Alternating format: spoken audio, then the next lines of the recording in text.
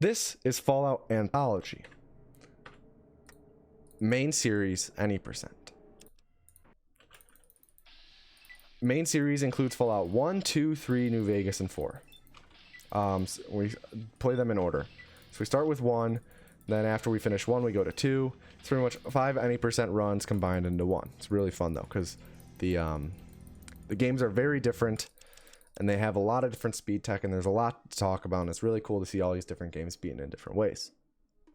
And seeing all the different mechanics in them. Like Fallout 3 and New Vegas, you'd think they're very similar speedruns. Boy, are you wrong. They're very different. So there's a lot of like a lot of different stuff to see in these runs. But anyways, we start with Fallout 1. Fallout 1 starts with us leaving the cave that our vault is in and pretty much making a beeline to the Mariposa military base. And sorry for the little voice crack there. At the Mariposa military base, we pretty much just blow it up. We self-destruct the base, and then we keep going.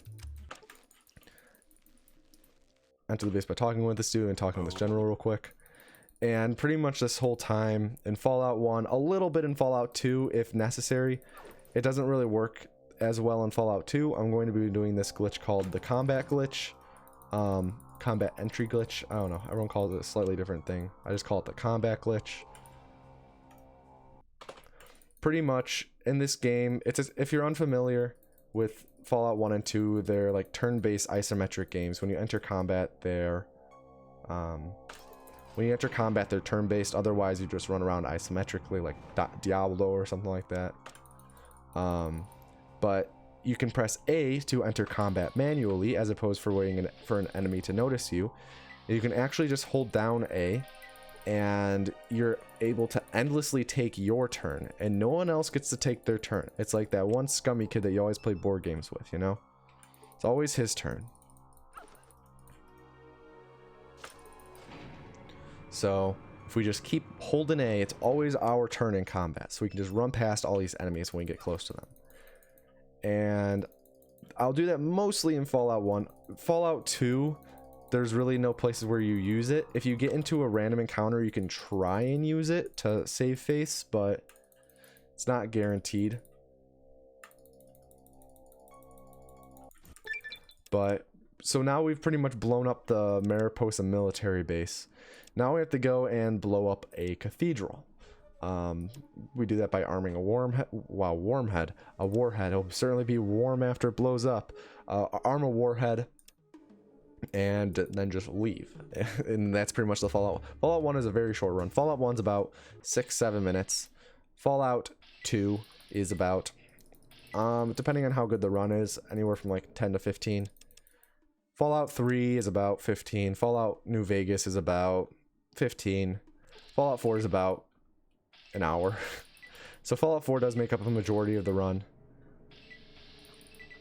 Luckily, that's the one I'm most comfortable with. But yeah, Fallout 1 is very short because all we have to do is Mariposa and then the cathedral. Just entering, every time we get into an encounter, we lose a little bit of time. But if we just do the combat glitch, we should be fine. We can just exit. Now we're at the cathedral. We just have to enter real quick, and then as soon as we enter, we're going to level up. We're going to level up our speech for speech checks, obviously. Science for a science check when we arm the warhead, and then lockpick to unlock some doors. Ideally, we want as many points into all these as possible because it diminishes the chances of failing all these things, like lockpicking especially. Failing lockpicks is super annoying because it happens all the time.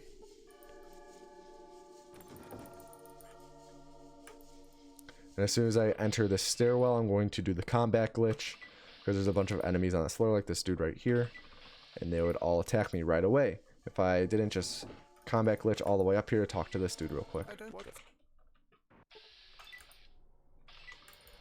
Combat glitch to get away from him. And this whole time I'm doing what's called speed clicking. I'll probably explain speed clicking when I get to Fallout 2, just because there's a little more time to explain it there. But when I talk with that dude and a couple other dudes throughout the run, I press 0 as soon as the dialogue comes up, and what that does is it actually gets rid of the dialogue like we never talked, and it makes it so they don't even attack me.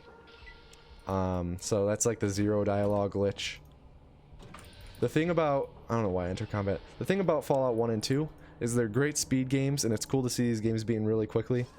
But a lot of this, it's like not as flashy as a 3D game, but it's still really cool run. Still fun run. Especially when coupled with all the later games.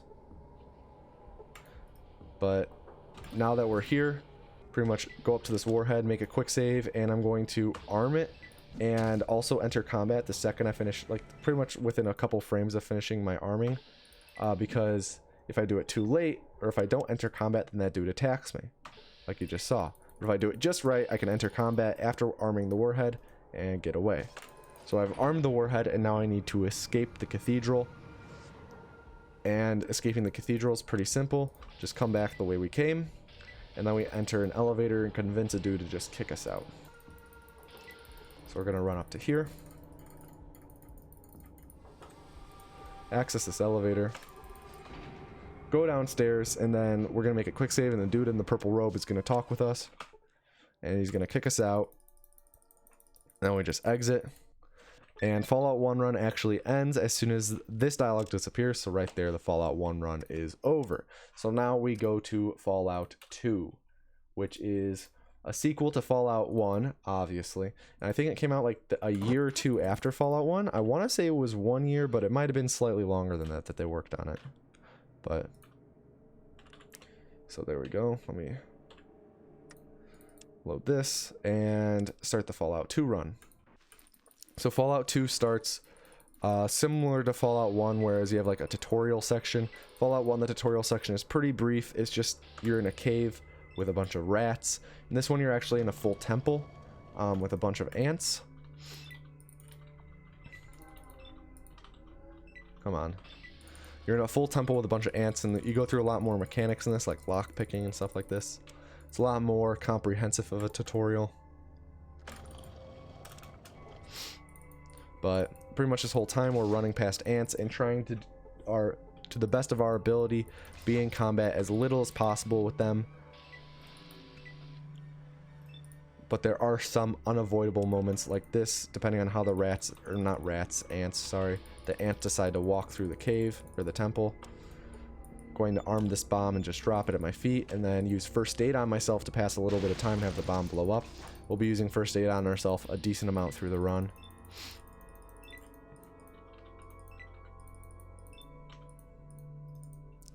And I'm going to run up to this dude. I think his name's Cameron?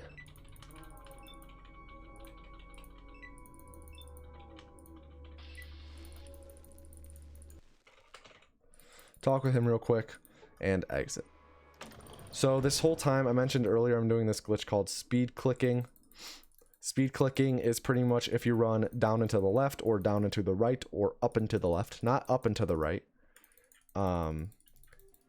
And you click very quickly, but with a certain rhythm, then you will travel faster. You'll move faster. And also we play as a female in Fallout 1 and Fallout 2, because females actually have a shorter running animation, so it means that they can actually run faster. Get past these aliens. Moving incredibly slow on the map right now for some reason, but that's okay. Enter San Francisco. Make a hard save and then make a quick save. I'll explain the saving shenanigans later, but right now all we need to do is come up to this merchant and pickpocket him immediately and try to steal all of his money, which we successfully do. And then also we need to now buy from him with the money we just stole from him. So he actually has all the stuff we need him to have, I believe. Which I think this might be good. Actually, now that I think about it, he needs one more item. So we need to leave San Francisco real quick and save scum his inventory real quick.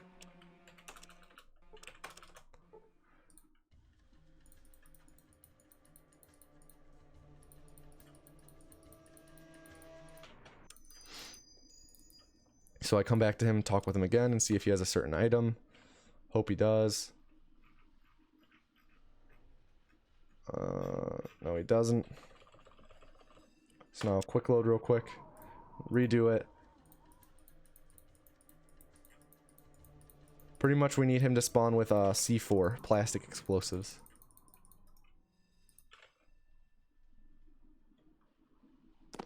So we buy the C4. We buy only one. One is all we need. We go behind him, arm our C4, and now place it into his pocket and pray that it kills him.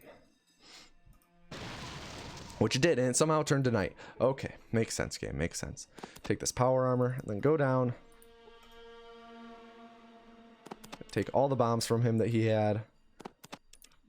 And also a psycho. Now we have to go and talk with Ken Lee. And by talk, I mean... trying to think of a way to word this. You'll see how we talk with him. But first we need to talk with him from behind. And we also need to have armed bombs in our inventory for us to talk to him. And then we're also going to need to have armed bombs in his inventory to talk to him. And then to talk to him, we need to go to the other side of the building real quick. And then we use first aid on ourselves real quick so that the bombs blow up. And now we just wait for him to die. All this is required to talk to him. And he died. Perfect. So we're done talking with Ken Lee. And now I'm going to do what I was talking about earlier with the weird save stuff. And I'm going to pop a psycho and talk to these hubologists because you need to be dumb to talk to them. But in order to... So the save stuff I was talking about, if you make a save, like a normal save and a quick save in the same area, like the same room, more or less, so like the big open area of San Francisco, that counts. And then you... So you have both a quick save and like a regular save there. And then with the regular save, you exit to the main map. And then at the main map, you quit to the main menu and load the quick save. You'll be the character from the quick save, but you'll be at the main map. So it's essentially a way to quickly get to the main map. Sorry for saying main map like 90 times, but it's what it is. Chosen. So now, like right now, I was able to just get to the world map super quickly, and now I just enter and go to the cargo ship, whatever it's called.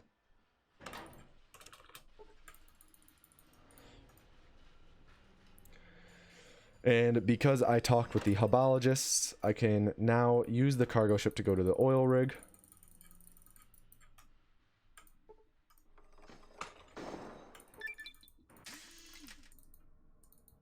At the oil rig, I'm going to open this door in preparation for something later.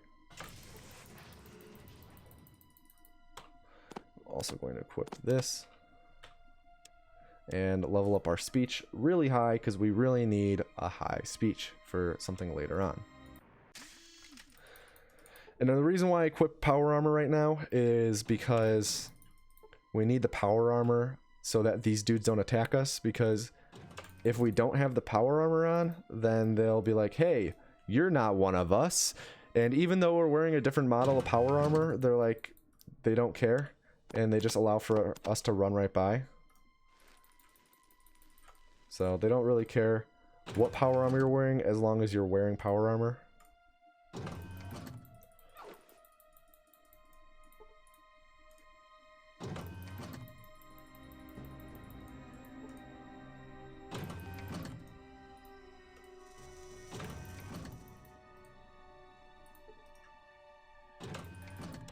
I'm gonna re-equip the power armor because I'm about to run into a room with a bunch of guys.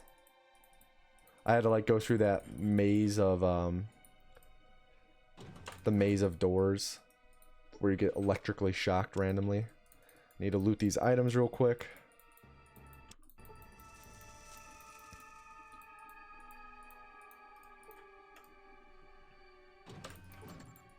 Now I'll go to the next floor.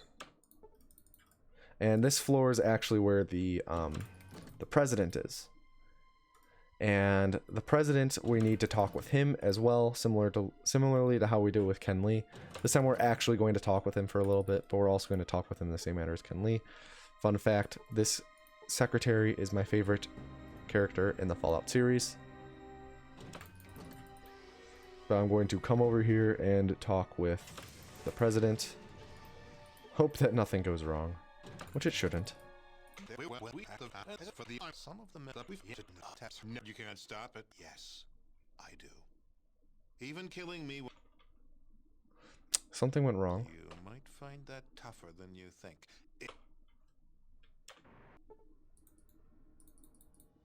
Hello, I'm the President of the United States of America, and you really don't know, do you? Oh, that's a shame. Conversation with a Okay, Okay, that worked. That was weird.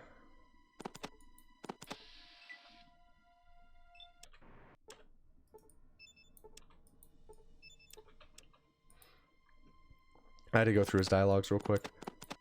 Normally you just press 1-1 and you get through his dialogue super quick, but something weird happened.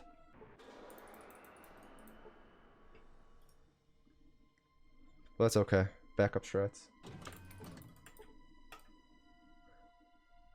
But now that we've talked with the president and armed bombs on his body, we just talk with this dude real quick and convince him to activate a reactor meltdown on the oil rig, which makes sense. But now we just have to loot the president's body real quick. I need to figure out why that dialogue went oddly earlier. Take his key card so that we can access a terminal in a second. No, don't scratch your head. Thank you. And now we pretty much need to escape the oil rig.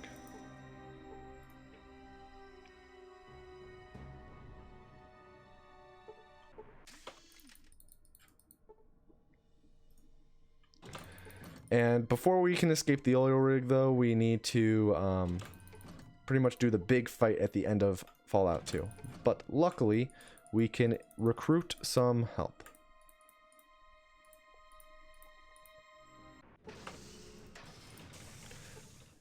In these soldiers.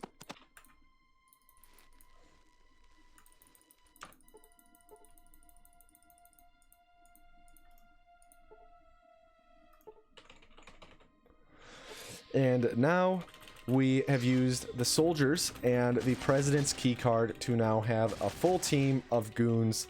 What are we? Some kind of suicide squad? Ha, great meme, am I right, guys? XD's in chat. That was so bad of me. Anyways, we sit here and wait for this fight to go through, you know. And now we have time for donations. Donations from chat. Good old haha. Alt F4 please. I wish. Actually need water really bad here. This fight can vary greatly in the time that it takes. It'll never be more than like 3 minutes, but it can be as fast as like 50 seconds if you're really lucky.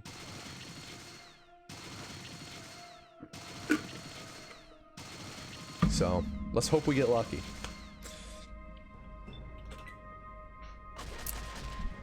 First time watcher, long time donator from Germany. From Iraq. But this is the final barrier we have before we get to Fallout 3 and the other Fallout 3D, the 3D Fallout games, which are my favorites.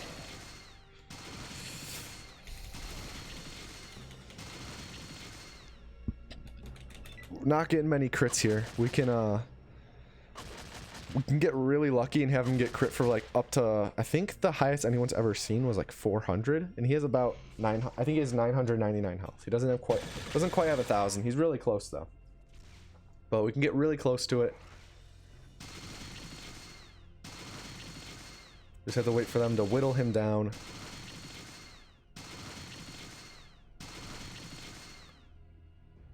There, he was hit for 227 there. That's good. They'll probably be dying in a minute. Really soon. Probably one more volley of rounds and he'll drop down. There's 2 death animations for him. One is more rare than the other. And the rare one is obviously faster because rare things are always faster. But he can either drop to one knee or he'll like explode. Like that, he's dead now. And it turns out that Fallout 2 is over, by the way. It turns out that if you just set the game settings to like low violence, he'll never blow up in a bunch of guts and stuff like that. I'm trying to quit out of Fallout 2 right now. Please exit. Please exit. Please exit Fallout 2. There we go. Close the program. Come on, Fallout 2. Please exit. Why are you doing this? Of all times.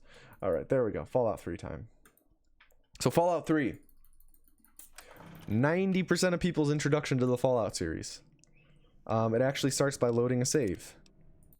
And it's a pre-made save, but you really can I guess we could have gone through the intro thing to name our character, whatever. But pretty much we're now playing as a young little boy named Player Name. And the community has just decided to start from a pre-made save so we don't have to sit through the birth scene every time. But yeah, so every time you see the screen flash black in Fallout 3, it's me quick saving and quick loading. It's bound to my mouse buttons like that. The reason why I bind them to that is because it's much faster to quick save, quick load like that, as opposed to doing the keyboard. Or it's just preference to quick save, quick load very quickly like that. So I just push dad with the truck. That's why I put 10 in strength, so I can push dad with the truck. And we exit our 1-year-old stage, and now we go to our 10-year-old stage. And right now is our birthday party scene, and like any speedrunner would, we just clip through the wall to avoid our own birthday party and avoid being the center of attention. Just face through the wall. Evening. What are you doing down? Now we have to go down here and talk to Jonas real quick, and then our father, to progress past the 10-year-old stage of the game. And you can actually, so you master the dialogue by clicking or pressing enter, or you press both, or you press both and an additional enter. And that allows for you to master the dialogue super quickly, so that's what I do. Gotta shoot these targets, shoot the rad roach, get called Big Game Hunter by Liam Neeson, and then just push Liam Neeson over to a certain trigger point and wait. And if you're wondering, the reason why we shot Jonas is because we shoot Jonas since it skips a dialogue with him and Liam. If you don't shoot him, then he goes through a whole dialogue with Liam. But this whole game involves a lot of quick saving, quick loading to skip dialogues and clip through walls, like right here, followed by immediately right here. There we go. And now I'm going to go and exit the vault, doing what's called stop hopping along the way. Stop hopping is a way of fast movement without speed cripple, which is something I'll explain in a second. Stop hopping, I'll just go the normal way. Stop hopping is pretty much like you flick your mouse like that and also stop moving and jump at the same time, and then you move while you're in air, and it like makes you move pretty fast. You don't move as fast as with speed cripple though, which is something that I'm about to show you. So in this game, if you make a quick save and then cripple your legs and quick load at the same time, if you get lucky, you might just get speed cripple. And speed cripple makes it so you move at like 1.6 times your normal move speed. The way it works is pretty much you break your legs, and then when you load at the same moment, the game like heals you and gives you back your move speed after you load. And that makes it so that you actually like get move speed added to your normal base move speed. So you're moving at like 160% move speed as opposed to 100% move speed. You can't speed cripple and stop hop at the same time. I need to reset the game because of the fact that I couldn't get it. Whenever the game, whenever you can't get speed cripple, you have to reset the game and then just load the save again and go again. That looked really good. I don't know why I died. Speed cripple can take a little bit to get, but it saves like 5 minutes overall, so it's very worth. There we go. We got speed cripple. So speed cripple, we now move at 1.6 times the move speed. Sorry about that. My parents were leaving, so I had to say goodbye. Speed cripple, you move at 1.6 times the move speed. And now we pretty much can run across the wasteland at supersonic speeds so fast and pretty much go to this. First, we have to go to the Citadel and discover it, because we have to fast travel to there later. And then also we have to go to Little Lamplight and progress the main quest. So for a little bit, it's just walking across the map, you know, but we have speed cripple, so we're fast. But then after that, boy oh boy does it get exciting. Just you guys wait. Just you guys wait. But when you're running across the wasteland like this, you just gotta focus on taking direct lines and also making sure that you don't like fall a certain, like if you like have a little drop like a small distance, what can happen is like you get staggered for a quarter of a second, so you lose like a quarter of a second or half a second every time.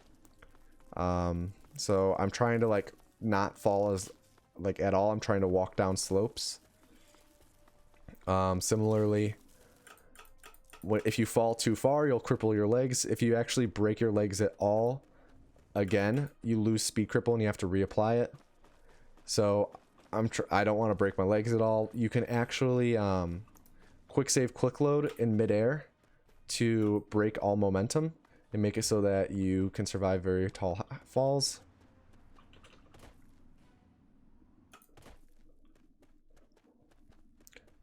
I guess it was nothing. And discovering Citadel right here. Fast travel back to Vault 101, and now we have to go to Little Lamplight.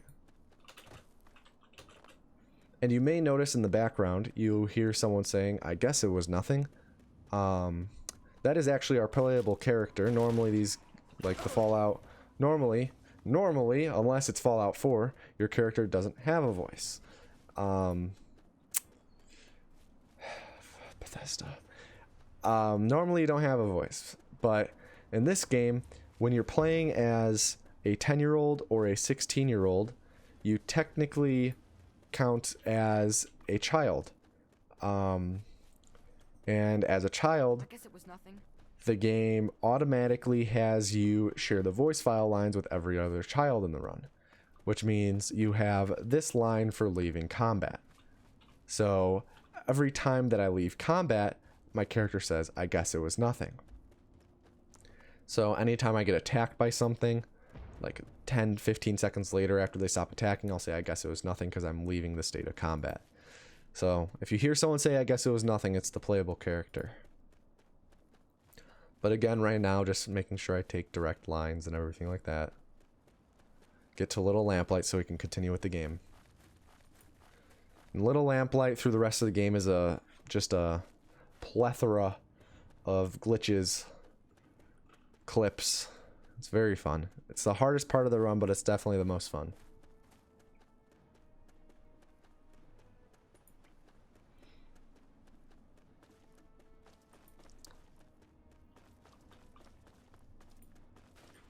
I guess it was nothing. There's, I guess it was nothing. Sometimes you'll get a fire lance to spawn right here since you enter, I think it's called like a yellow zone, which means it has a chance of a fire lance randomly spawning.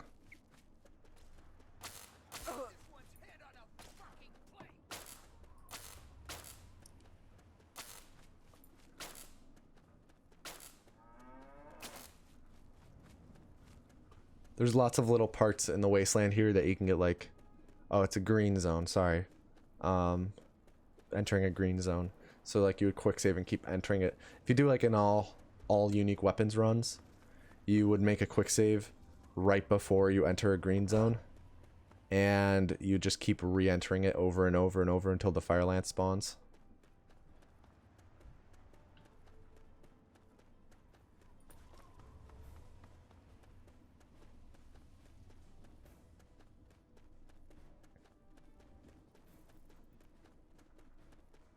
Run by this dude. Sometimes he can throw a grenade, and sometimes a little hot potato, which is the greatest line ever. But he doesn't say it too often. It's kind of a rare line right now, for me at least. I don't get it too often. But, about to enter Little Lamplight. As soon as we enter Little Lamplight, we're going to clip out, and then clip out again. Do something called void swimming. Void swimming's pretty cool.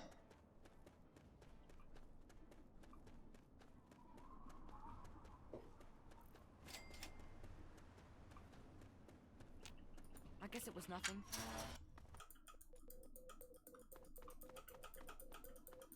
There we go, clip out. Clip out again. If I make a quick save in the void and then quick load while I'm in the water, I can now swim infinitely into the void. So I'm going to swim all the way to this door over here to enter Murder Pass, I think it's called. There's murder in there. Murder Gulch? I think it's Murder Pass.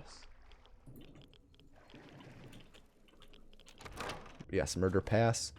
And in here, I'm going to be running by all of these super mutants.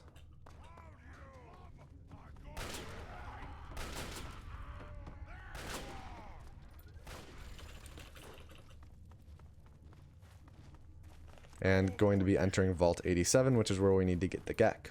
It's also where Fox is. Fox is honestly the most busted companion in all of Fallout's combined. Some of these doors you can clip through, like this one's, others you can't. Like this one right here you can clip through. The first one you can't. Or if you can, it takes a while.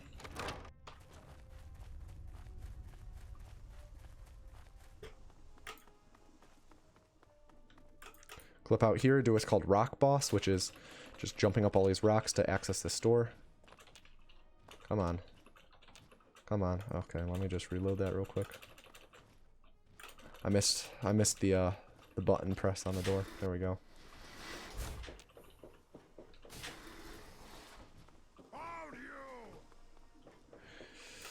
Clip out here, skip most of this area by just clipping in right here. And then again, skip most of the area by clipping out again, run out of bounds on top of this hallway. Jump over a little gap that you can't see, enter here. As soon as you load in, you clip out backwards and run this way to activate the fire alarm to activate a quest trigger. Clip out again.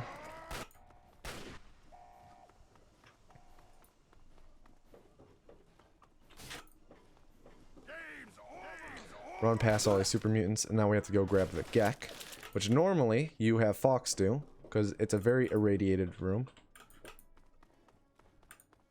But if you're good, like us speedrunners are, you do what's called third-person interaction glitch, where you are able to go into third person and wrap your camera around into the GDQ container and just grab it without ever opening it. And now we just enter this room and wait, and we get flashbanged and captured by the Enclave. And this is like a minute-long cutscene. But there is potential for this cutscene to glitch out, and Colonel Autumn and the Enclave soldier on the left will talk at like the same time, and it means that there's like no pauses between their lines because they're all saying their lines at the same time, and it saves like 30 seconds. But we don't know how to recreate it. So Fallout 3 is actually played in English as opposed to New Vegas being played in Italian and Fallout 4 being played in French.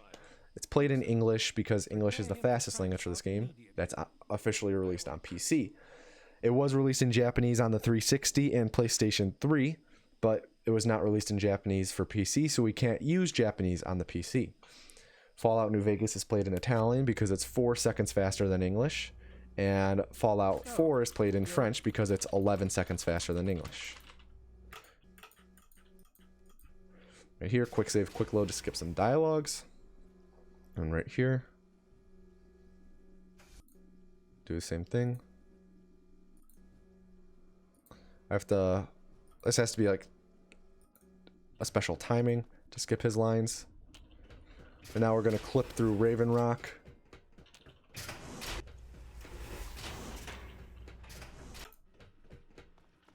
Retreating. We have to go and meet up with President Eden, who, if you didn't know, is, spoiler alert, a computer. Which means we can't just blow him up. Well, I guess you could blow him up like in Fallout 2. We don't need to blow him up, we just need to talk with him real quick. Clip through this door, hopefully. It's not the easiest clip.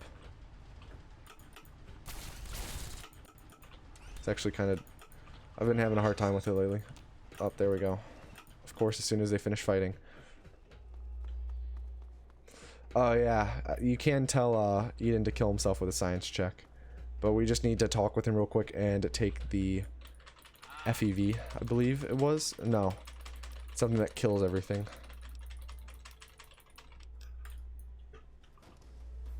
The Zax. Yeah, you take the Zax. Clip out here. Hopefully. Exit and re-enter so you can clip out. There we go. Have to run to this side of the hallway to hit a trigger to make the rest of the hallway actually work. Because this hallway will be completely empty and nothing will be going on if you don't hit that trigger. Quick save, quick load here to avoid getting shot by that dude with the rocket launcher who we call Dwayne the Raven Rock Johnson. Because if he shoots us, it cripples our legs, which means we don't have speed cripple anymore, which is very unfortunate for the end of the run. Used to be more unfortunate before stop hopping was a thing, before we knew about stop hopping. But with stop hopping, you won't lose as much time if you're really good at stop hopping, but you'll still lose time compared to speed cripple.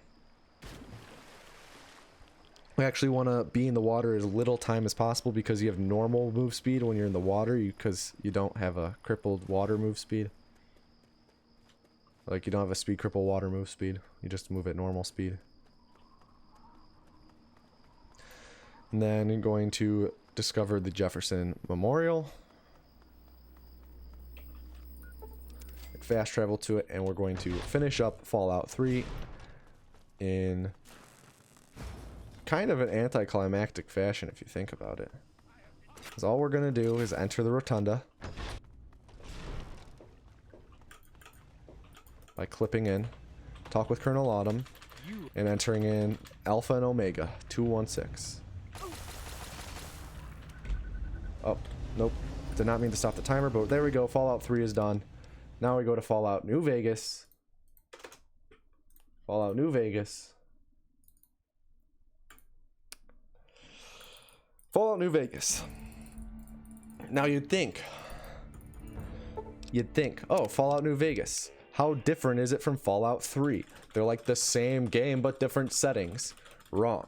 There's actually a very important glitch in Fallout New Vegas that is not in Fallout 3. That is faster than speed cripple, called reload dashing.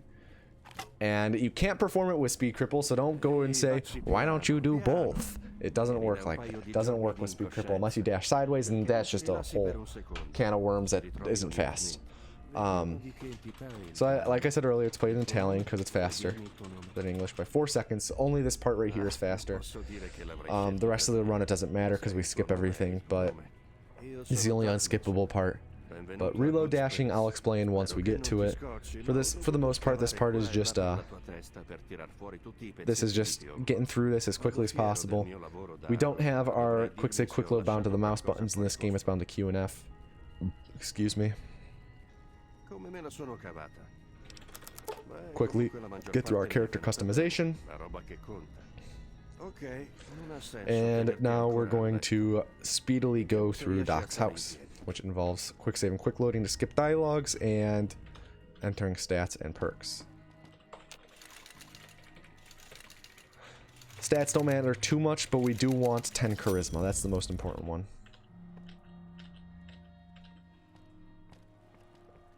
But we're gonna push Doc over to his little chair here, and then mash through his dialogue real quick. This Rorschach test or whatever it's called. Oh no, he doesn't have this Rorschach test or whatever. Tag guns, because we need guns for shooting.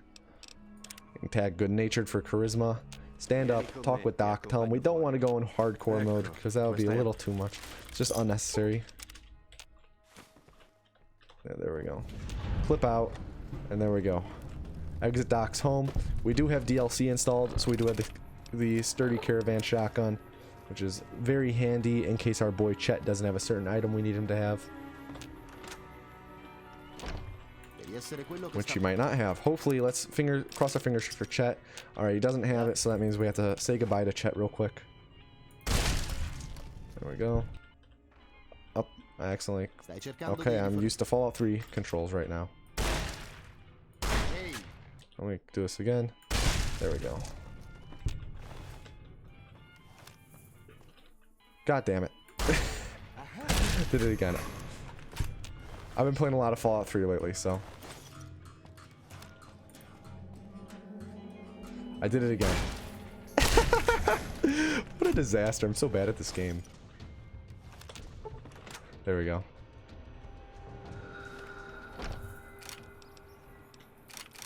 There we go. There we go. Alright, so this is reload dashing. We just wanted to kill Chet a bunch. We don't like Chet. This is reload dashing. So reload dashing, pretty much the reason why this is a thing in New Vegas. Let me explain why it's a thing in New Vegas and why it isn't in Fallout 3 first. In order for it to work, you need to have unique ammo types so you can switch ammo, and then you also need guns that reload one at a time, like one bullet at a time, like this revolver. I believe neither of which are in Fallout 3. Like, no, Fat Man doesn't count since it only has one bullet in its clip. You don't need different ammo. Alright. You don't need different ammo types. It's just faster to have different ammo types. But you need a gun that reloads one bullet at a time, which you don't have in Fallout 3 like you do in New Vegas. But pretty much, if you swap ammo types, or like if you reload, if you do the reload animation, and while you're holding the reload animation, or while you're doing the reload animation, you hold W the whole time. Nice little baby dash there. You hold W the entire time, and then you unequip the gun after the reload animation ends. You get slingshotted forward because it like registers all those W inputs at once or something along those lines. And instead of waiting through the whole reload animation, you can actually just double tap. You can cancel the reload animation by like tapping and, or like double tapping and clicking and stuff like that. But yeah, pretty much we're near New Vegas now, like the strip, like New Vegas proper. And we're actually going to enter it the way that you're totally supposed to enter the first time. Well, I guess they did leave it in there, allowing for you to enter it the first time like this, but completely launch over that rock and ride the McCarran monorail and enter the strip. Now we're in the strip within like 4 minutes of the run. Talk with our boy Victor real quick. Drop a lot of frames for no reason, and reload dash over to the Ultralux, which is where the White Glove Society is. So the Fallout New Vegas route is... The Fallout New Vegas route, we side with Yes Man. Again, I'm doing stop hopping like I did Fallout 3. We side with Yes Man because with Yes Man, you don't need to really do any quests other than the main story ones. Like, you don't need to do any stuff with factions. So we just have to meet all the other factions. So with like the Ultralux, you just need to talk with Mortimer and that's it. And then similarly with the other ones, you just need to talk with them and that's really it. So we've talked with the Ultralux. Now we have to go meet up with our friend Benny again, who, if you don't know the story, he shot us in the head and we somehow survived.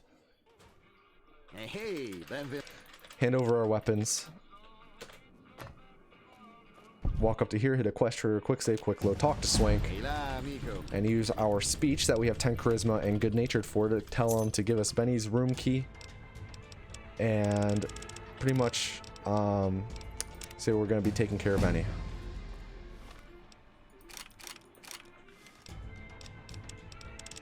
There we go. Should be fine. So now we're going to be maxing out speech. Kill Benny real quick. Double tap Benny. Loot his body. And reload dash to his room to talk to Yes Man.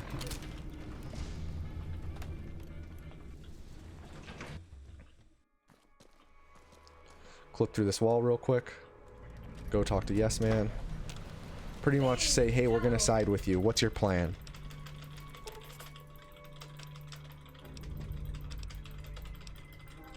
ask him what tribes we need to get to know.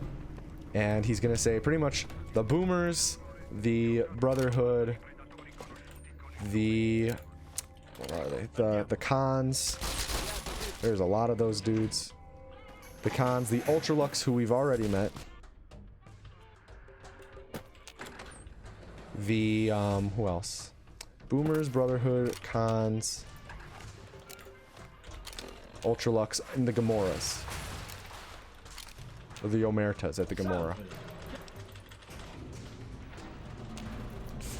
So we're gonna need to meet all those people throughout the run. And we also need to kill Mr. House so that Yes Man can take over. So the best way to kill House is to just clip through this wall, run over to the terminal, as opposed to going through the other terminal stuff and killing the security guard, Securitron. Unlock the door. Enter the control room.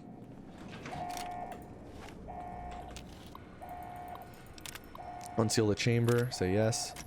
Do a 360 real quick for swag. Not Swags the dog. Swags is another run of this. Do it for swag. Oh, hit an invisible wall apparently. Okay. Hit another invisible wall. Hit another invisible wall. Just trying to make this jump here. There we go. I think the legs were tangled. Sometimes your legs can get tangled.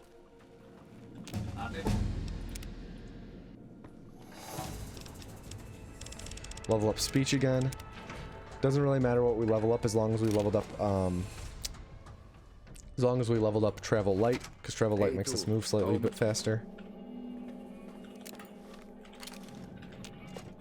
And enter the Gamora to talk to the Omertas real quick. And that's all we need to do to talk to the Omertas is just immediately say goodbye. Enter Freeside, because now we need to go talk to the Boomers. Right now is when we're going to talk with all of the different quests, or all of the different factions, and meet them. We don't need to meet the major factions like the NCR or the Legion, just the minor ones like all the ones I listed earlier. But just reload dashing now across the wasteland, flying around.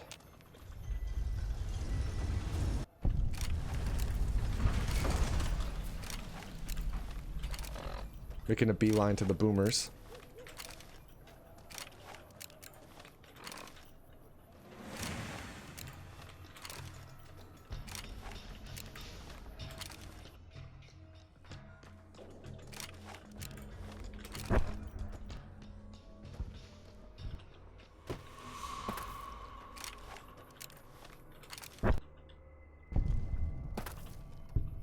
Accidentally overshot the gate. You're supposed to land on the other side of the gate to trigger dialogue. Accidentally overshot it, but that's okay. Just run along, jump over here, talk with the guard, and then Raquel. They'll bring us to Mother Pearl, who we say, how might I be of assistance? And pretty much say we'll help them, but we don't. And we have to go to the Hidden Valley now to meet with the Brotherhood of Steel.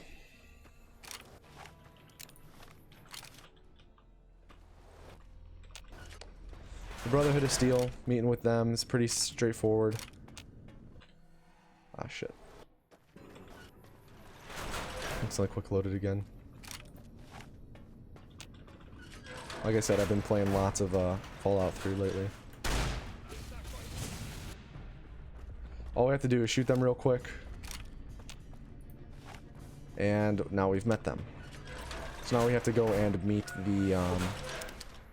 the Khans, who are at the Red Rock Canyon.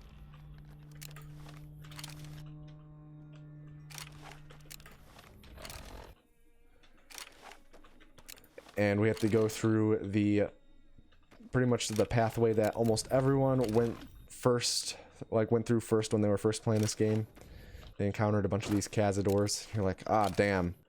Maybe I don't go this way first, because these Cazadors are rough.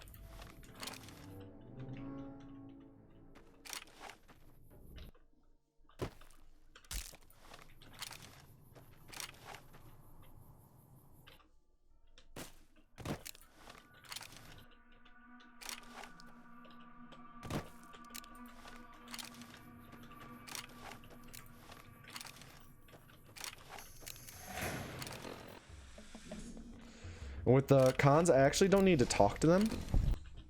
All you need to do is hit a trigger in the middle of the area. Totally quick loaded there. Like this. Hit a trigger. It should be met now. I can go back to the strip and talk with Yes Man.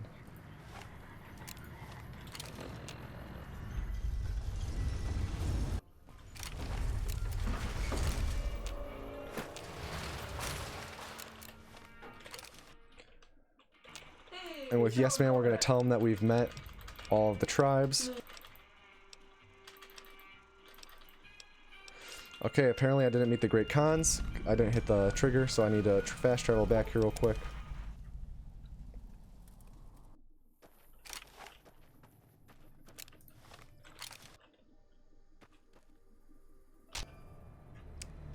Okay.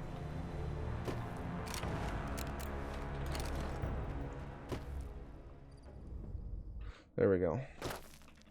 Now we have the quest pop up, which was supposed to pop up earlier. It didn't.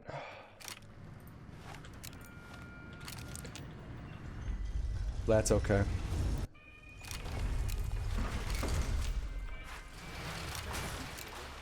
Trying to avoid Volpace.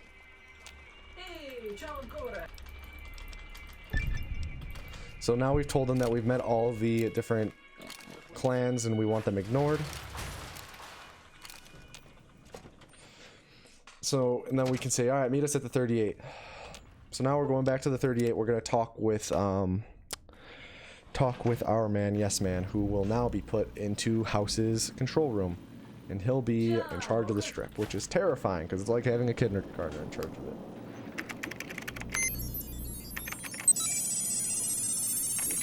Ugh.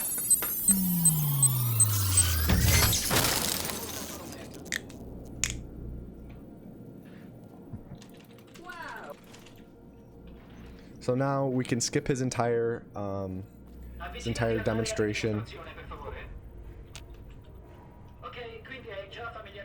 There we go. We can skip his entire demonstration by just quick saving and quick loading and waiting in succession.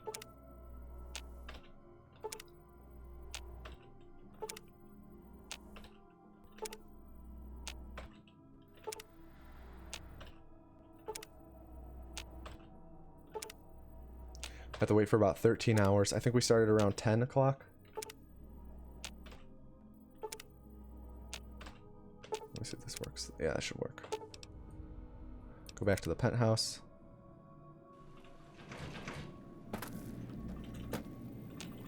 Talk with Yes Man again. Talk with him again. Tell him we don't care what happens to Kimball.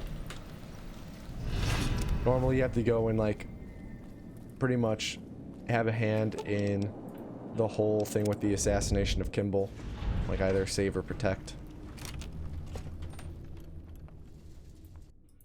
But with Yes Man, you're able to say, I don't care what happens to him. I don't want to go there. So now we need to go and power a substation. Which is very easy to do because we discovered the Black Mountain radio area earlier.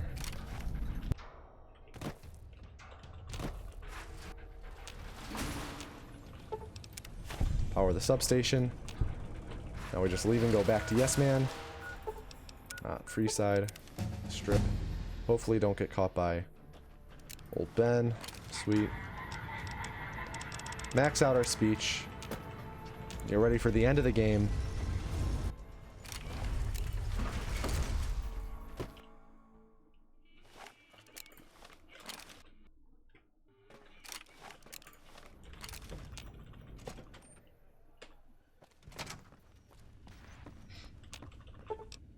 Go back to the penthouse, talk with Yes Man, then I'll send us to the dam.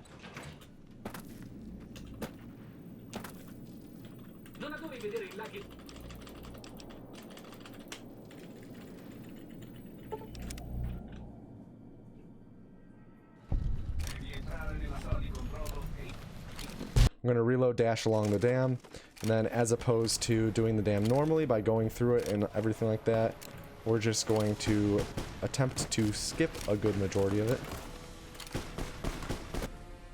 Let me hop right up here.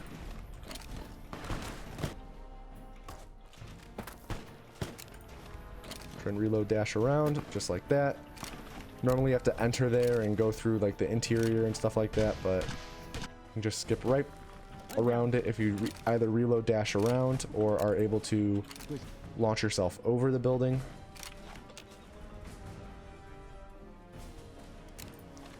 And now we just end the game by talking with Lanius,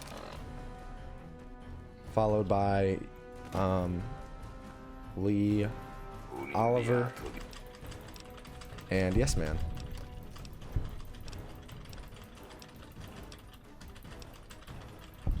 There we go. Convinced Lanius to not attack us.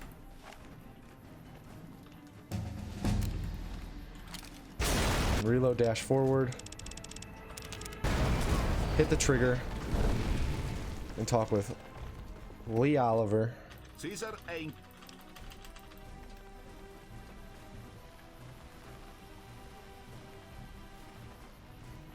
Immagino che non sia un...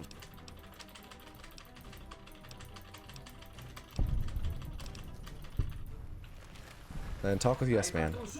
And now, Fallout New Vegas is over. So now that we finish Fallout New Vegas, we go to Fallout 4.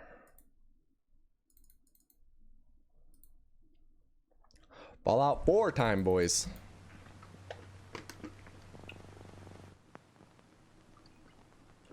Sorry, lots to explain throughout these games. Yeah, we're all good. So, Fallout 4, as mentioned earlier, played in French, 11 seconds faster than English. Played on patch. All the other games are played on current patches. Fallout 4 is played on patch 1.1.30, which is done because there are two glitches, cover sliding and vendor glitch, which are they are only available like on this patch and earlier. And this patch is the earliest patch that, or the latest patch that has both. You want to have as late of a patch as possible that has all the glitches you need, because that means it'll be the most stable, you know? So this intro part of the run is just it's just talking through everything, talking with everyone when they ask you questions, all that jazz. Hey, Cotsworth. Okay. And then waiting for the Vault Tech rep to come and talk to you. So the stats I pick, let's talk about that. Max endurance. The more endurance you have, the longer you can sprint for, because your AP drains slower. AP for action points. Use action points to sprint and enter VATs, or use VATs. So more endurance, you can sprint for longer. Sprinting is fast. We want to sprint. Max agility. More agility means more AP. More AP means more sprint, more VATs. VATs is actually good, like you'd think. Why would you use VATs? Because VATs means you pause your game, essentially. It's actually used for a glitch that allows for us to teleport. Ravi de vous rencontrer. Intéressant. Oh, ça l'est. D'accord. J'accepte.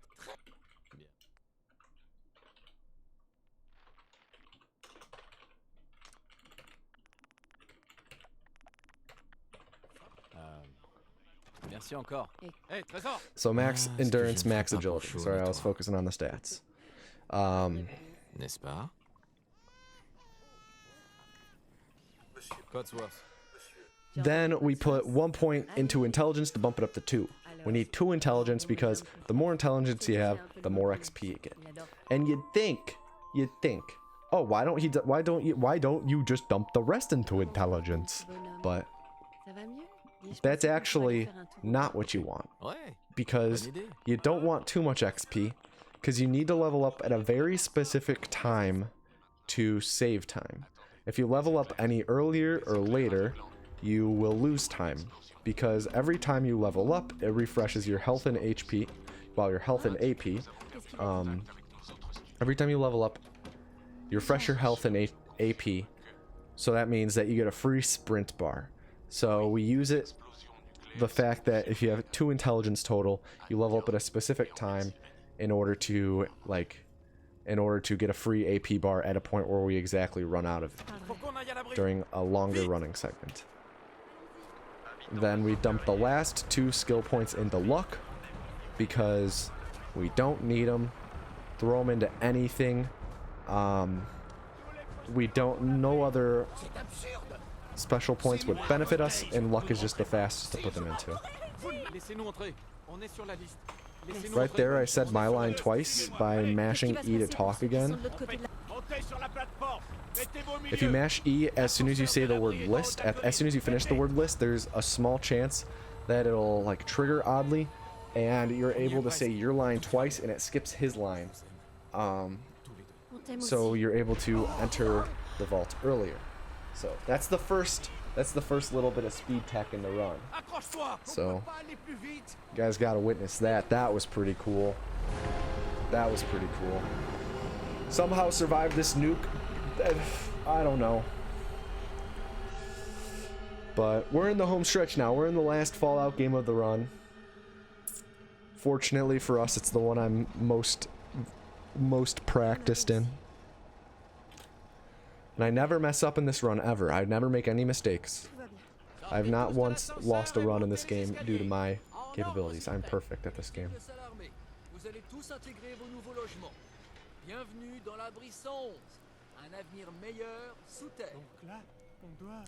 So now in the vault, there's not much to do other than watch a unskippable cutscene. We do have to grab this. I said I was perfect at this game, by the way, because I was doing this submission earlier and I messed up. So I was doing a Fallout 4 run earlier and I messed up. So it was a little joke with my chat.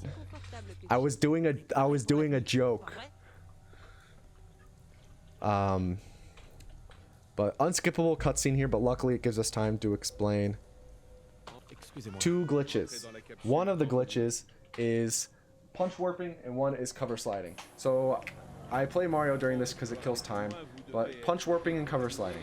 So let's explain cover sliding first.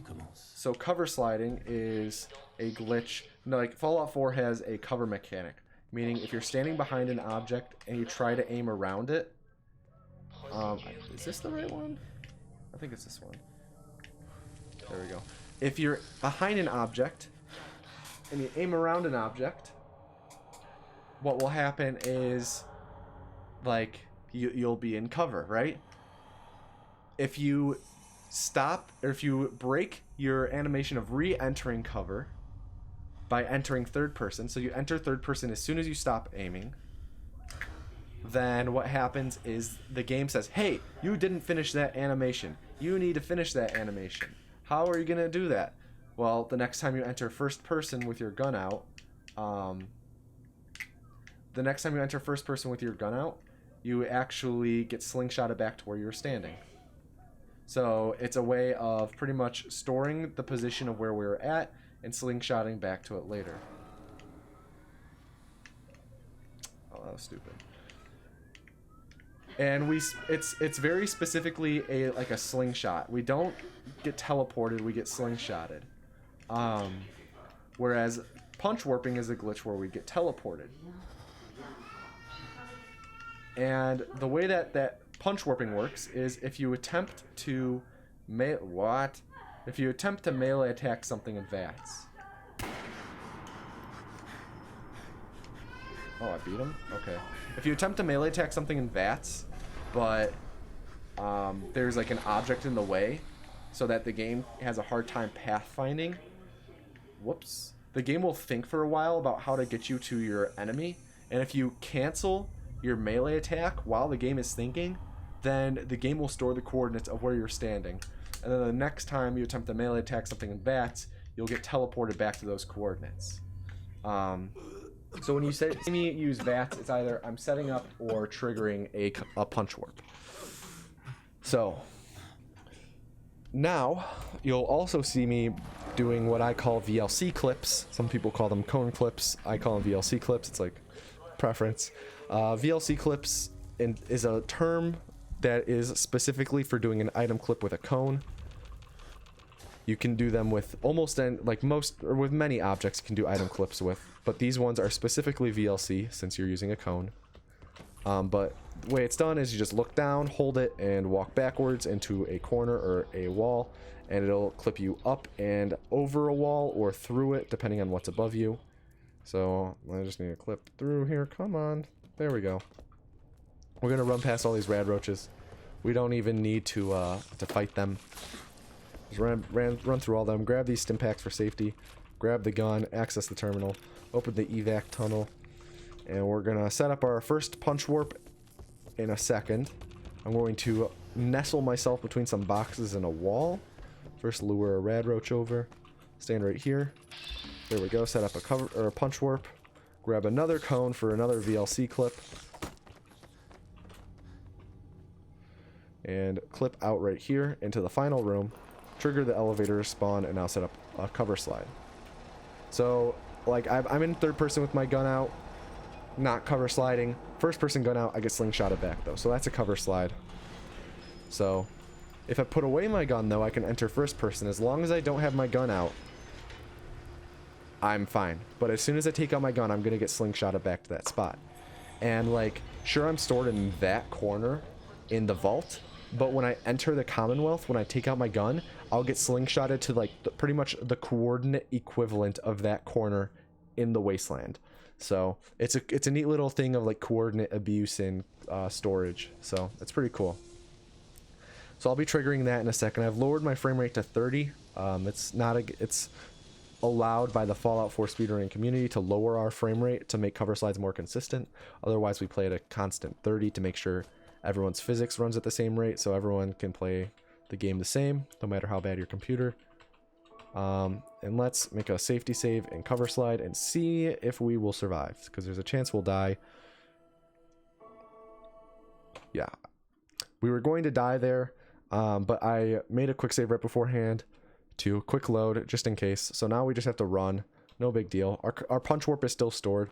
Punch warps are stored through saves. So you can set up a punch warp in one save, load a different save, and still trigger your punch warp. Cover slides not so much. As soon as you load a save with a punch warp or a cover slide, it's immediately lost. So we're able to make a quick save there and punch warp, like make a quick save there, do our cover slide, quick load if it goes poorly, and still be fine with our punch warp. But it's fine. So now what we need to do is go to Concord. We go to Concord because that's where the Museum of Freedom is. We go to the Museum of Freedom because that's where the Minutemen are. If you don't know this game, the Minutemen are one of the factions. And we need to talk with the Minutemen to get an... Whoops, I need that. To get an item.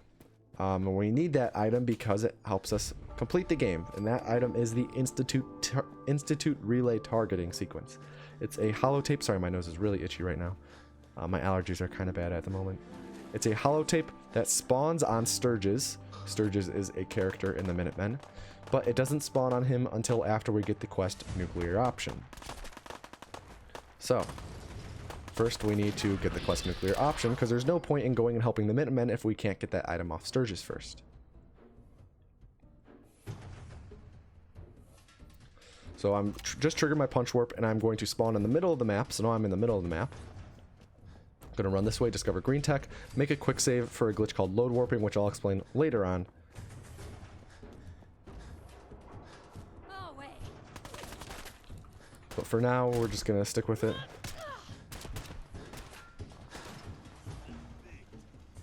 Because there's other things I need to explain. Not enough time to explain everything right now.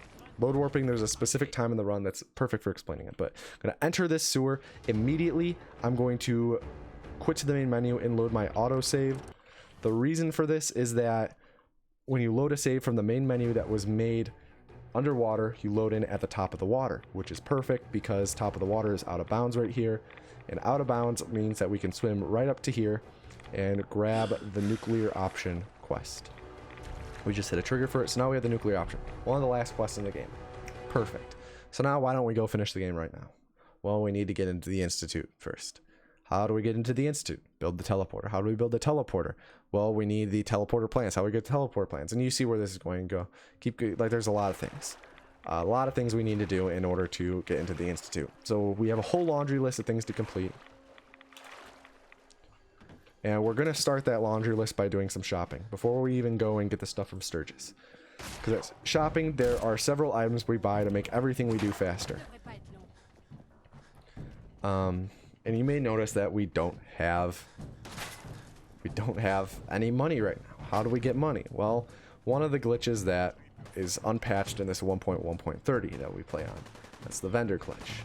It allows for us to pretty much have infinite store credit wherever we want. I'm going to grab that frag mine because you can melee attack frag mines in VATS, which means we can punch warp anywhere. I'm going to enter this totally intended load zone to Good Neighbor. And then we're going to talk to our gal Daisy through a hole in the wall.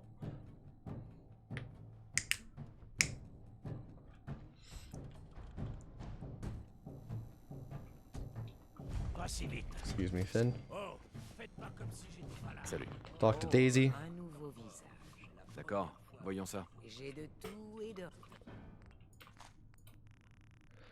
Pretty much buy all our bullets, sell back all, or sell back one, sell back the rest, and then, yeah, that happens. I'm gonna buy certain items like jet, radaway stim packs, those. There we go. I'll explain everything I bought in a second. So, most important item I bought, Destroyer's left leg. It increases your move speed by 10% whenever you have it equipped. Very good, because we move faster. So, Destroyer's left leg, very important. I also bought Destroyer's chest piece because it was right there. What that does is it decreases our damage we take from humans by 10%, I think. 10 or 15, doesn't really matter. That one's not very important.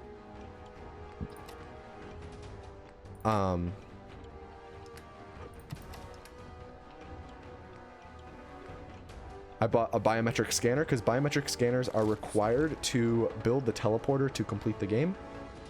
So we need one of those. I also bought jet because it's required for a glitch later on. I bought radaway because we need it for running through the glowing sea. I bought stim packs because we need it for just general healing. I bought frag mines for punch warps. I bought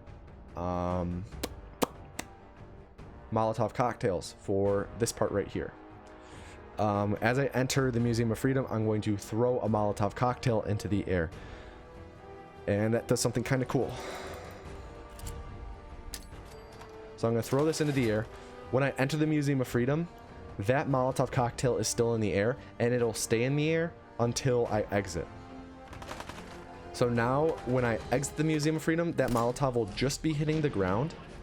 And if I get a first try pickpocket on Sturgis coming up, it'll hit the ground near where I threw it, meaning it's landing near raiders, meaning I'll enter combat, meaning I'll be in a state of combat when I try and enter the power armor, which means I'll get a fast power armor animation.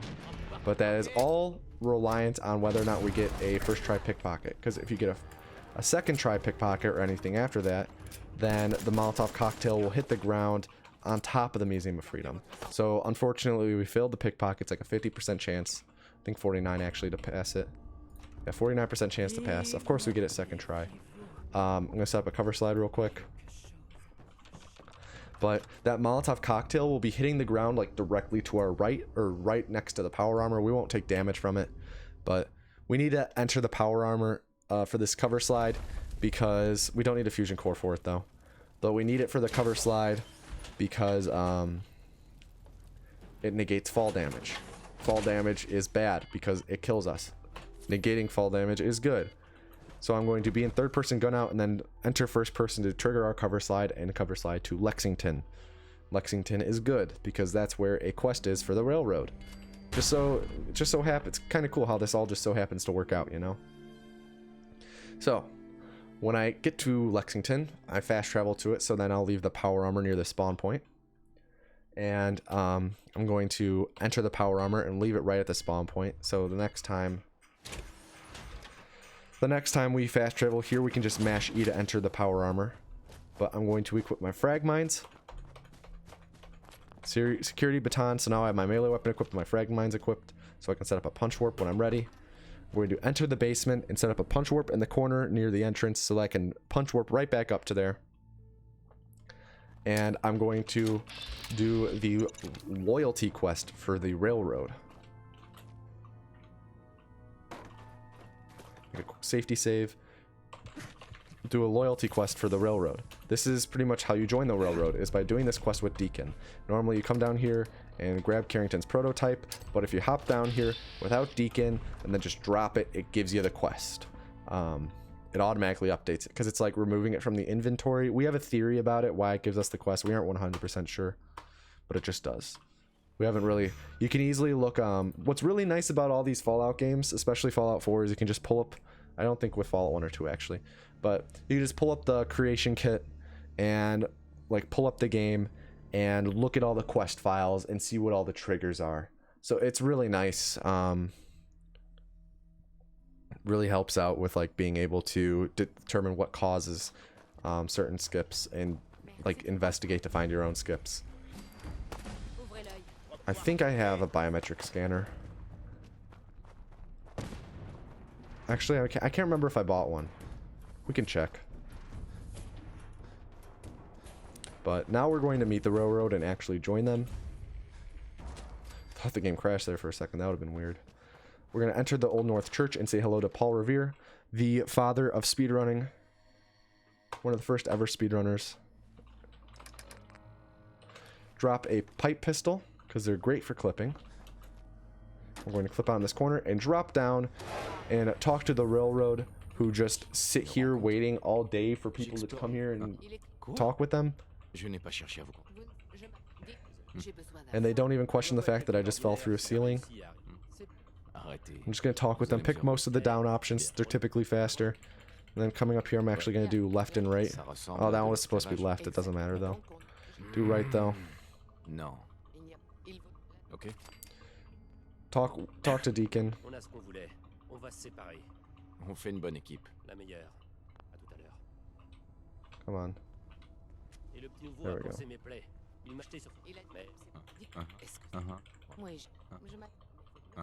C'est un plaisir de vous rejoindre. Appelez-moi... Let me check this real quick. Yeah, we do have a biometric. Dope. We do have a scanner. I'm going to set up a cover slide real quick right here. Enter the railroad HQ, and once I enter, I'm going to pull up the map and also level up. The two things I'm going to level up are Action Boy, because that regens our action points 25% faster at level 1, which is good. And then also Solar Powered, which increases our endurance and strength from the hours of 6 a.m. to 6 p.m. I think it's 6. And now I'm going to fast travel to Lexington and then back to the Railroad HQ and then to Boston Common. And the reason for this is that, 1, it skips Desdemona's intro dialogue, and 2, it offsets the day-night cycle so that it'll now be day for us to run through like the big running point in the game. So we'll be under the effects of solar power, which is what we just leveled up. So everything's working out. It's all working out. I have to go to the bathroom. It's okay. I can make it. I can make it to the next downtime, next cutscene. Oh man, it's gonna be close though.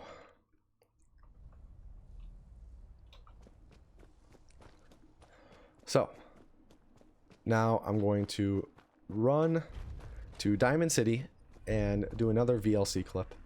It's the last VLC clip in the run, unfortunately.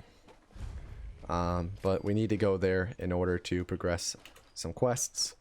One of them being Story of the Century, I think. But pretty much we need to enter Nick's agency. And the reason why we enter Nick's agency is that if you enter it now, then, like, normally Nick is in Vault 114 in Park Street Station. But if you enter it now, and then enter it again after you kill Kellogg without having ever met Nick, it teleports him back to the agency. Normally you have to meet Nick before you even go kill Kellogg. But If you're able to kill Kellogg before meeting Nick, he gets teleported back to here if you've entered his agency once before. So now I'm going to trigger that cover slide that I set up in Park Street, or in the Old North Church basement by the railroad, and it'll slingshot me to next to Nick's agency. I'll equip my security baton to do another punch warp. Set up a punch warp here. Enter Nick's agency. Once I get inside and I load in, I'm going to make a quick save.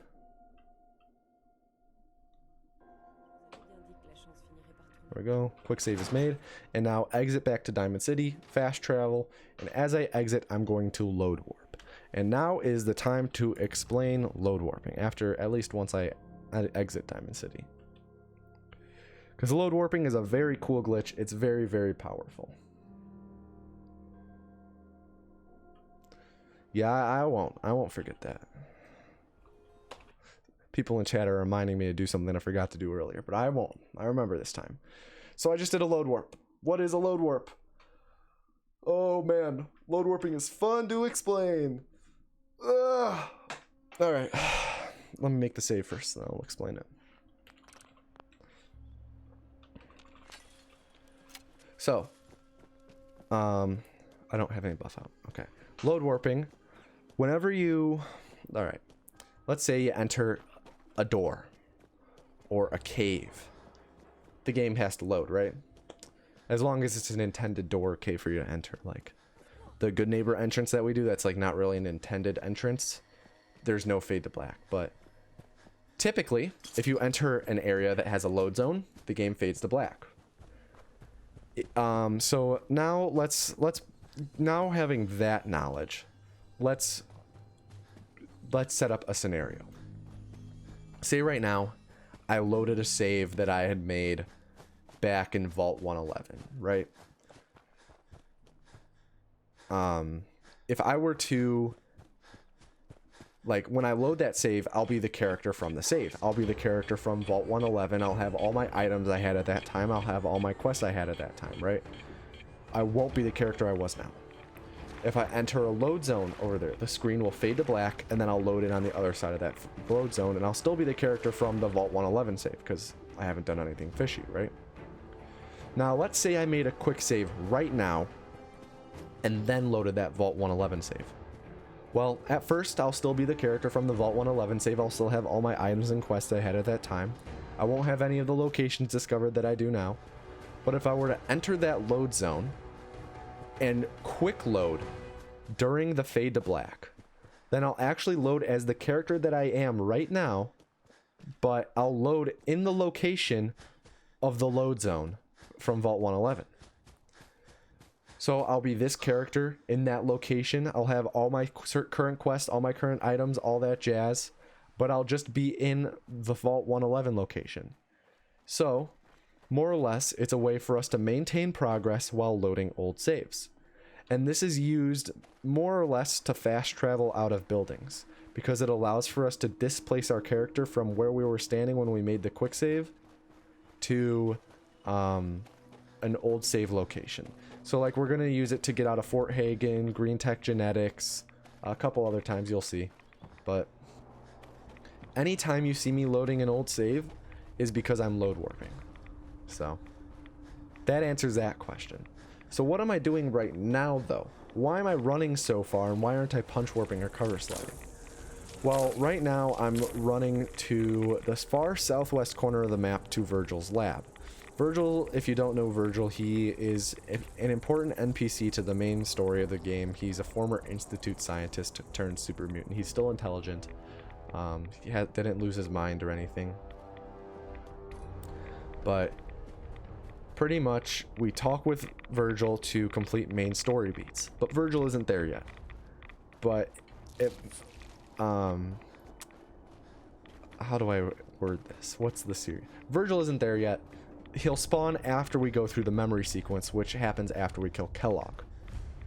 So we need to kill Kellogg before we talk to Virgil. Well, why are we going there now? Well, for two reasons. One is to set up a cover slide, and the second is to set up a load warp save.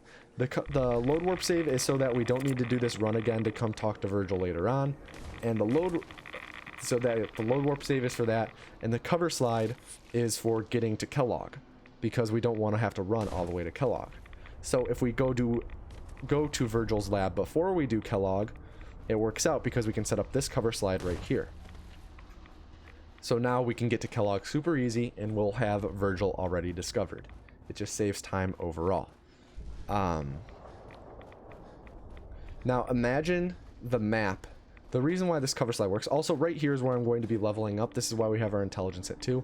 I didn't manage my AP the best, but typically you hit 0 AP right there, and then you level up and you get a free AP bar. Anyways, I digress.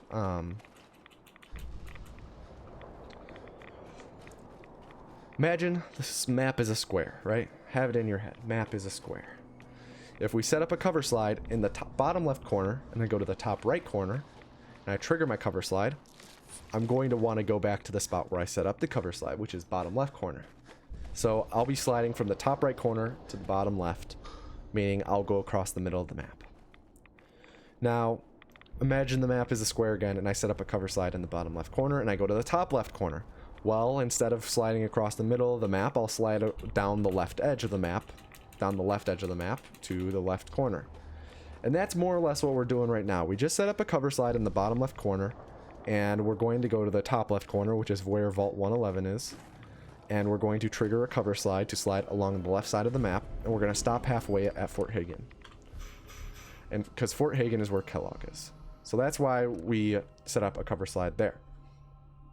Now, why didn't I just cover slide or punch warp to Virgil? Because that would be a lot faster than running for 5 minutes, right? Well, the reason for that is because, like I said earlier, we can only cover slide or punch warp to coordinates that we've already been to, coordinates that we set it up at. And the coordinates of Virgil's cave are so extreme because of how far in the corner they are. There are no other locations in the game that have coordinates that we know of that line up to that location. Also, I'm going to trigger my cover slide right now. Let's hope it goes well. So we're not able to just cover slide to the bottom left corner. We have to run there first. Also, I'm triggering this cover slide in third person. I know I said I have to be in first person, but I'm entering and exiting the Pip-Boy really quickly, and being in the Pip-Boy counts as first person. So if we're in third person and have our gun out, and then we enter and exit the Pip-Boy, it counts as being in first person with our gun out for a fraction of a second. So it allows for us to split up our cover slide into little chunks, and it allows for us to actually travel further. And earlier on, when I did all my shopping, one of the things, I did not mean to bind that or equip that. One of the things that I didn't buy it, I actually stole it. I didn't mention it earlier, but I stole Fat Man and Mini Nuke. The reason why I stole those is because we're going to use our big gun negotiating skill on Kellogg. If you didn't know, there is a big gun negotiating skill with him if you have it equipped.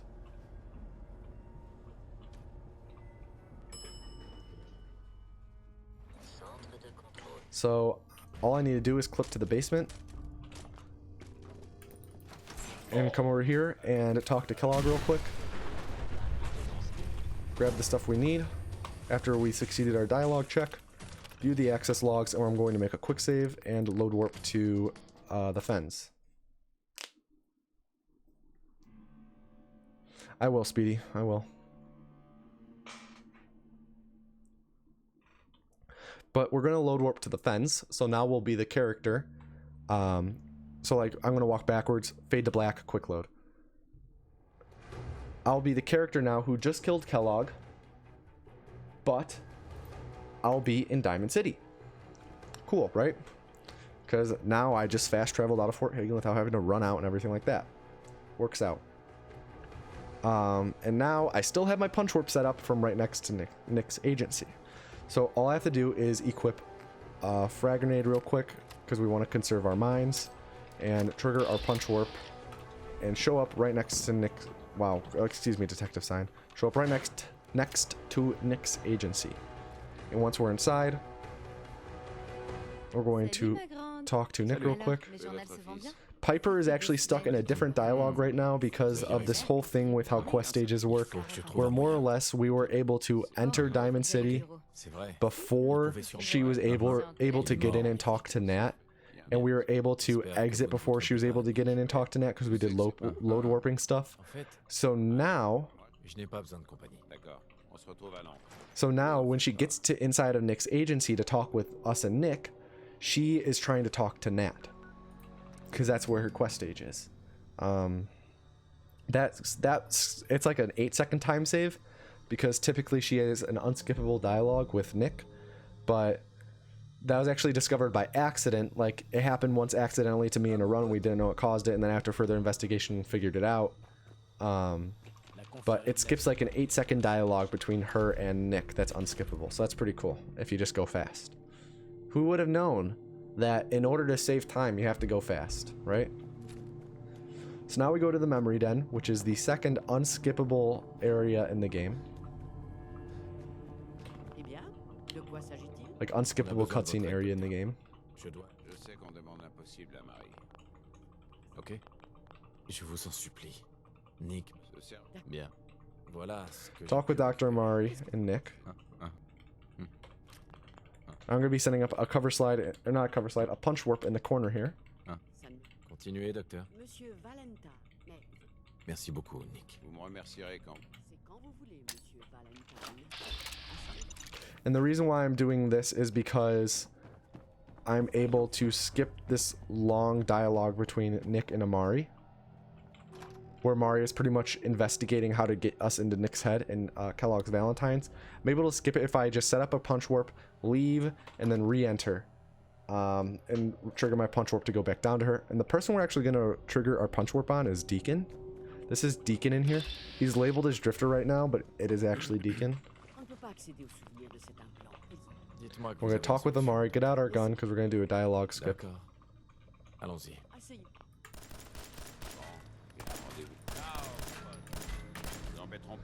So there's actually like a very specific script in the game for Nick and Amari de-aggroing from each other, and we can abuse this by aggroing Amari so she shoots us, which then will aggro Nick to her, and then downing Amari.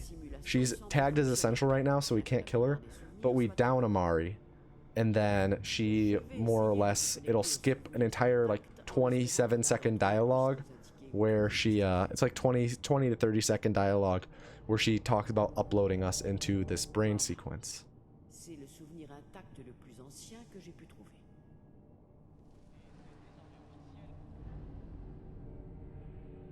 So now we need to walk through this whole thing, and it's boring, but there's lots of talk. I could talk for hours about this sequence because there's so much that we've discovered.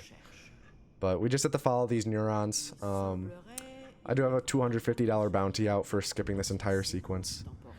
We do have a way to skip the walking part. It's like about a minute and 20 of walking. We do have a way for skipping this, but it takes too long to set up to do in a run. It's not really RTA viable. But after this, then we have to sit through a 2-minute unskippable dialogue cutscene. So I'm actually going to run to the bathroom during that because I really have to go.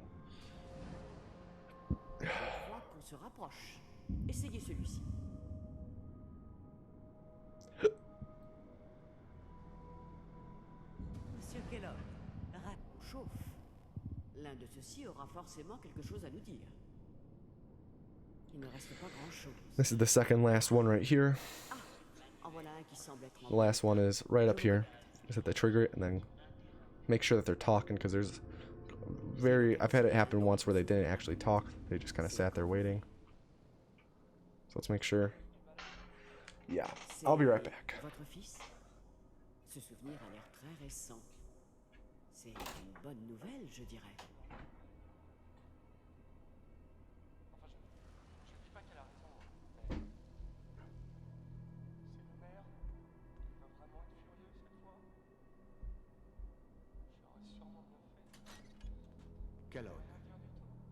C'est bon.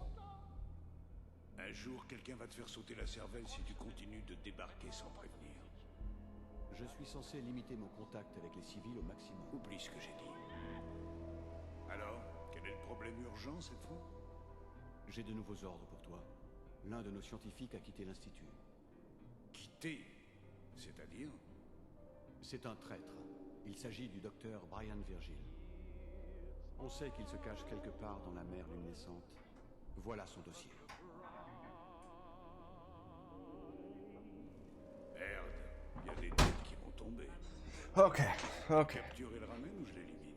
There we go. Il faut l'éliminer. Il travaillait sur un projet classé top secret. Sans blague. Une des grosses têtes de biosciences. Just play on here. Merde. Bon. Je suppose que tu vas ramener le gamin. Affirmatif. Ta seule mission est de trouver Virgile et de l'éliminer. Vous allez me ramener chez mon papa? Oui. Viens à côté de moi et ne bouge pas. D'accord.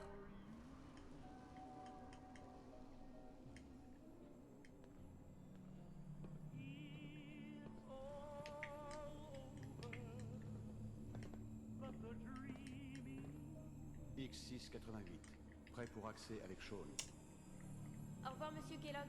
J'espère qu'on se reverra un jour. Salut. Il se téléporte. Alright, there we go. Je comprends mieux. Personne n'a jamais trouvé l'entrée de l'Institut parce qu'il n'y a pas d'entrée. Je vais vous faire sortir de là. C'est quand vous voulez.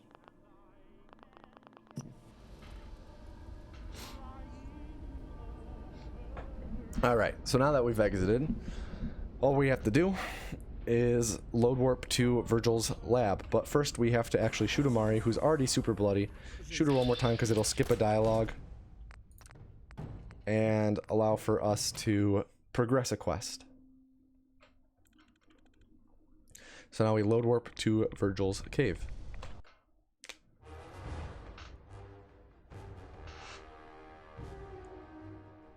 And now we can progress. We're like in the second half of, not the run, we're more than halfway through the run, but we're like in the second half of like the story of the run. Calmez-vous. Not second half of the story overall, just second half of the story that we actually play through. Bien. Ok. We had to talk to Virgil, and he's gonna let us know about a courser. And a courser is essentially in a, Calme. like a, Je veux ça. not always a hitman, but pretty much like J'essaye de retrouver mon the fils. legs of the Institute. Like, coursers like, M'aider, et je vous rendrai l'appart. coursers like they're secret agents, you know? Ouais. Ils utilisent And I need to go une- kill a courser, or convince him Ouais. Un bon paquet. to hand over his courser chip, D'accord. which will allow for us to hone in on the Institute signals C'est parti. and be able to tell where the courser is, or where the Institute is, because no one knows where the Institute is.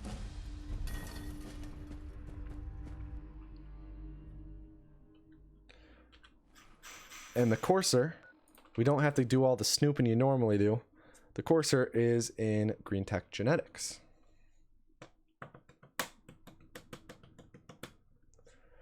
So if we just go to Green Tech Genetics, normally you have to run through the whole thing, right? And it's a kind of a longer sequence. There's lots of fighting. But lucky for us, we have a garbage can. The garbage can allows for us to skip most of this segment. And this is maybe one of my favorite, maybe my second favorite segment of the run. Just because it's lots of item climbing and it's real fun. We're going to item climb twice and then set up a punch warp. And then ride an elevator. Excuse me. There we go. So item climb once. Item climb again. I'm staying a little far away from the trash bin, so could have been slightly faster. Set up a punch warp. Run past the frag grenade. We're going to run up to this elevator.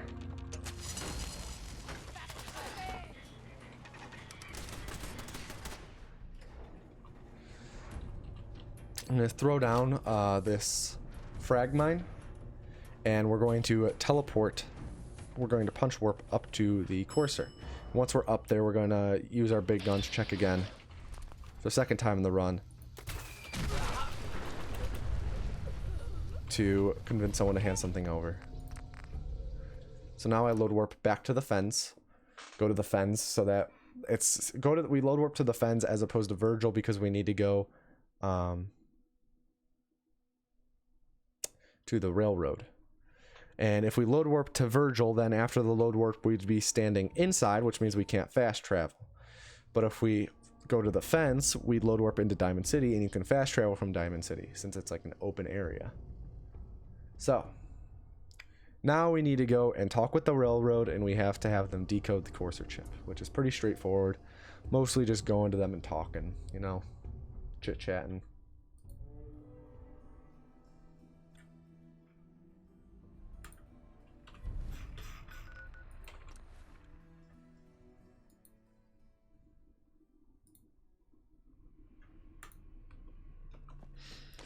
So once we're here, we have to run over, grab some stuff to loot, and talk with Desdemona. Excuse me, railroad agent. Ouais, c'était moi. Loot some things that we're gonna need for the teleporter building.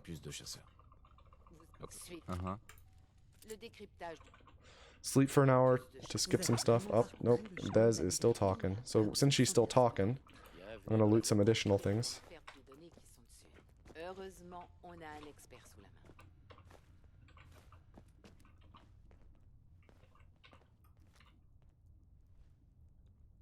Salut, Dez. Tom. Non. Je suis touché. Vous avez décroché la timbale sur ce coup. Donnez la puce. Voyons ce qu'il Tenez. À toi de jouer, Tom.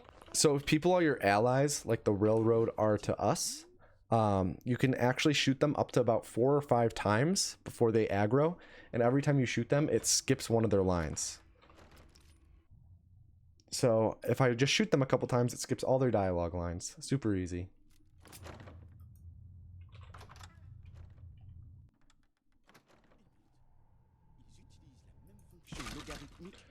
I do a variation of a cover slide there.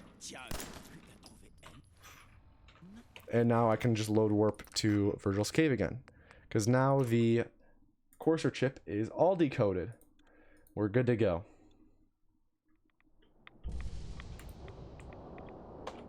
We can talk with Virgil. And Virgil will give us the teleporter plans that will allow for us to enter the Institute. And we're getting real close to the end of the run now. About no more than like 10 minutes left, I'd say, at most. Got a real good Virgil location because he can spawn at one of 5 different locations in here. I'm going to mash right on here because it's a fraction of a second faster than pressing all down. Je veux des résultats. Vous doutez de moi? Non, mais c'est ma seule chance. And now after we've talked with him, we need to go back to the railroad, talk to them again, and say, hey, I got these plans. Let's build something.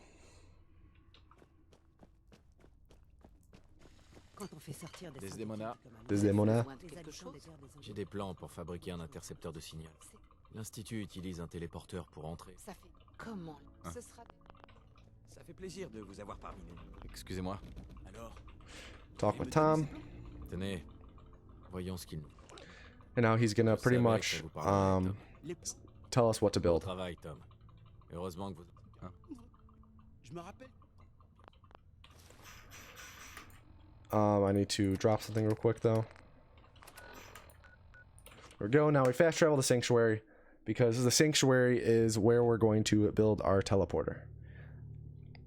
It works out pretty well since we already have it discovered, since we had to run through it. Sometimes on the first cover slide you can discover it. If you don't discover it on the first cover slide, you lose 17 seconds to having to come back and run to it again. So now we run back down here, pick up our circuit board again, and talk with Tom wherever he is. Looks like he's asleep. What time is it? It doesn't make sense to sleep until he's awake. He wakes up at 5 a.m. I believe. It's 5 or 6.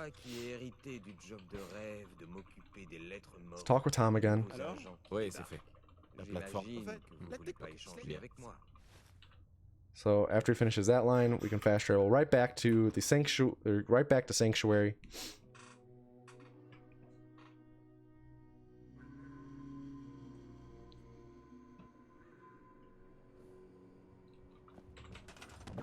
Build all our stuff.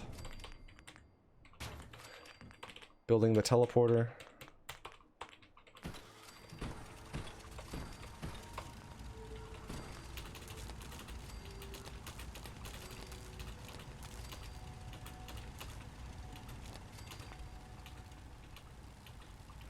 Need more copper. What's not joined? Oh. Something wasn't connected. You have to make sure everything's connected, and something didn't get connected for whatever reason. There we go. So, now we built the teleporter, and we're going to be able to enter the Institute for the first time.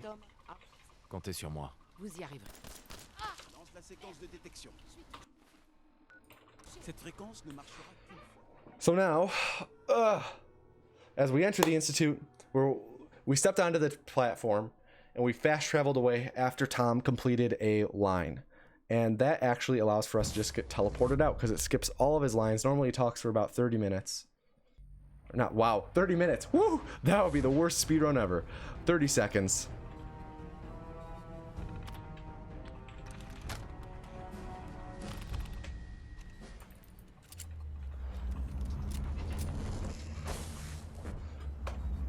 And we're going to talk with Preston real quick, and by talk, I mean shoot him. Il se croit supérieur. Ils auraient dû s'intéresser de toute façon. Posez-la sur le réacteur. Now we have to go down here. We're going to make a save for load warping. It's the one time we're going to load warp not like on an actual door, as opposed to like an open cave or walkway.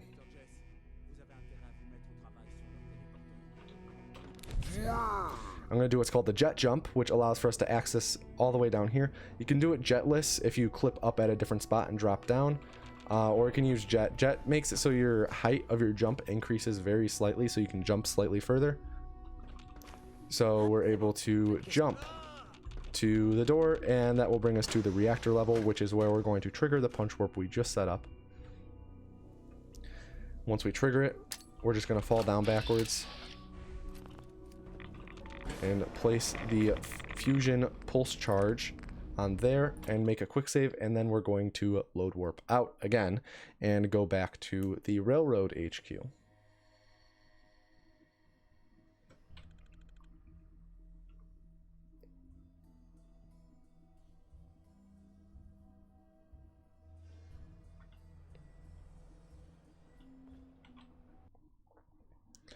And at the railroad HQ, at this point, I hate saying the game's very confused, but more or less, it's a jumble of script at the moment. Because we didn't really pick up the nuclear option questline in an intended way, we skipped pretty much half the quest. And the game assigned, there's like 3 different nuclear option quests. And like one of them is Brotherhood, and one is Minutemen, and one is Railroad, stuff like that. And it'll assign you a different variable of the nuclear option quest line depending on who you're doing the nuclear option quest with. And because we did it in the middle, it doesn't know who we're doing it with, so it automatically by default assigns it to the Minutemen. But we're doing it with the Railroad still because we technically can, because we built the teleporter with them. It's like very jumbled.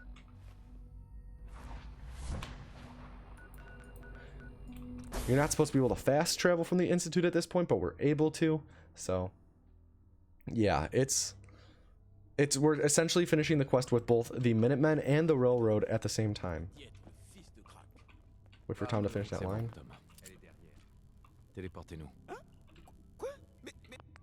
That was weird. Frame drops. Sorry. And now we're going to load warp on this door, which is the last load warp of the run.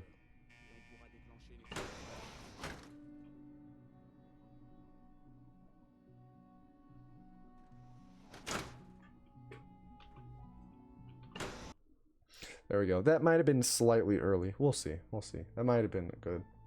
I think it was good. Nope. This timing is it's a pretty short window that you have to hit it with, and it's not too bad though.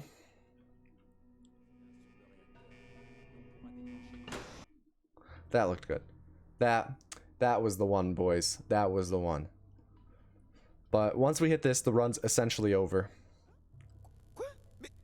Okay, that wasn't good.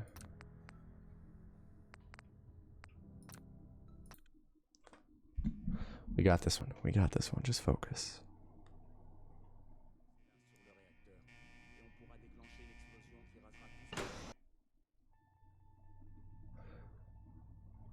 I think we got it. I think we got it. Yeah. There we go. First try. First try. So now we're back in the Institute. And we just have to step onto the teleporter. It'll beam us up to the Mass Fusion Executive Suite, which is where the end of the run is.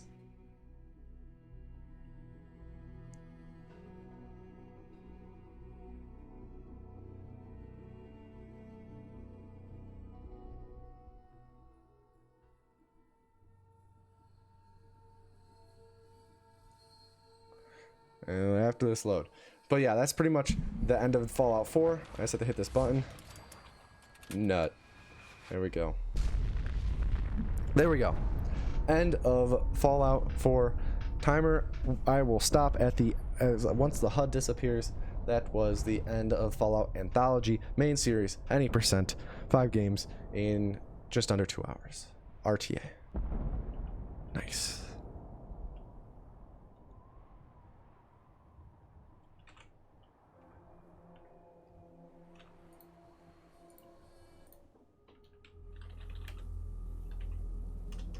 I can feel it wash over me. There we go. Okay, boys.